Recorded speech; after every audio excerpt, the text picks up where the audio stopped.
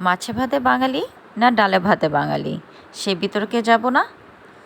তবে এমন ফ্যামিলি খুব কমই আছে যেখানে প্রতিদিন বা একদিন পর পর ডাল রান্না করা হয় না। হ্যাঁ, ঠিকই ধরেছেন। আজকের রেসিপি মুসুরের ডাল ভুনা। হ্যালো এভরিওয়ান, আসসালামু আলাইকুম। আমি সামিয়া বরাবরের মতো চলে এসেছি নতুন একটি রেসিপি নিয়ে। আজকের রেসিপি মুসুরের ডাল ভুনা। এই ডালটা এতটাই মজার, কিন্তু এই রান্নার প্রসেসটা খুবই সহজ। নর্মাল ডাল রান্না থেকেও বেশি সহজ এই রান্নার প্রসেসটা। চলুন তাহলে মূল রান্নায় চলে যাই। এখানে আমি 1 কাপ মসুরের ডাল নিয়েছি। এখন এই ডালটা আমি খুব ভালোভাবে পরিষ্কার করে নিব। তারপর 20 মিনিটের জন্য পানি দিয়ে ভিজিয়ে রাখবো। কেন ভিজিয়ে রাখবো? এতে কিন্তু রান্নাটা খুব দ্রুত করা যাবে। এই জন্য দেখুন ডালটা 20 মিনিট পরে ডাবল হয়ে গিয়েছে। দেখুন দানাগুলো কত বড় হয়ে গিয়েছে। এই পর্যায়ে আমি চুলায় একটি প্যান বসিয়ে দিয়েছি। এখন 1/3 কাপ সাদা তেল দিয়ে দিলাম। তেলটা একটু গরম হলে আমি দিয়ে দিচ্ছি 3টা শুকনো মরিচ আর দিয়ে দিব একটা তেজপাতা। এটা আমি 1 মিনিট নেড়ে ছেড়ে কুক করে নিব। তারপর দিয়ে দিচ্ছি 5-6টা রসুনের কোয়া কুচি করে। এটা আমি 2 মিনিটের মতো নেড়ে চেড়ে কুক করে নিব। এই পর্যায়ে আমি দিয়ে দিব বড় একটা পেঁয়াজ। পেঁয়াজটা খুব কুচি কুচি করে কেটে নিয়েছি।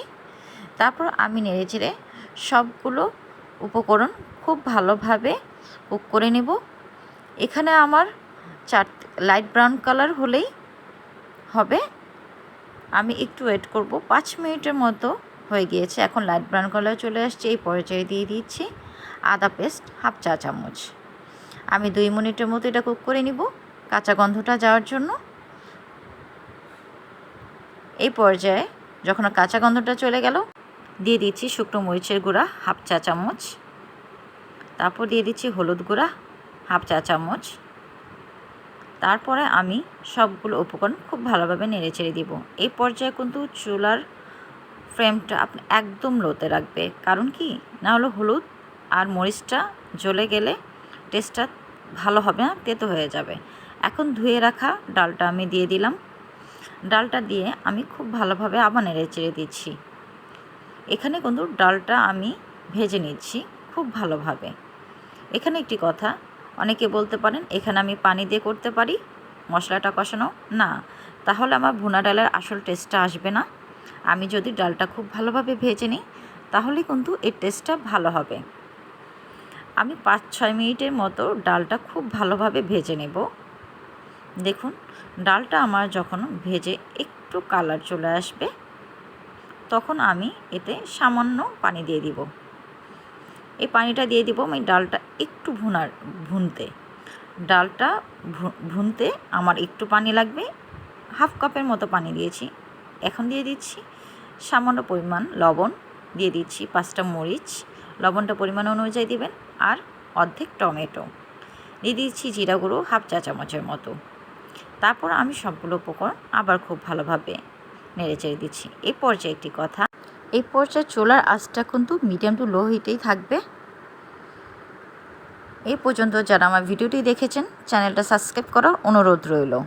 আর ভালো লাগলে একটি লাইক দিয়ে দিবেন। পাশে থাকে বেল বাটনটা অন করে দিবেন যাতে এরকম সহজ রেসিপি সবার আগে আপনার কাছে পৌঁছে যায়।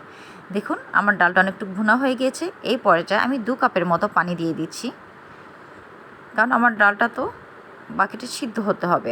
অলরেডি আমার 50% সিদ্ধ কিন্তু হয়ে গিয়েছে।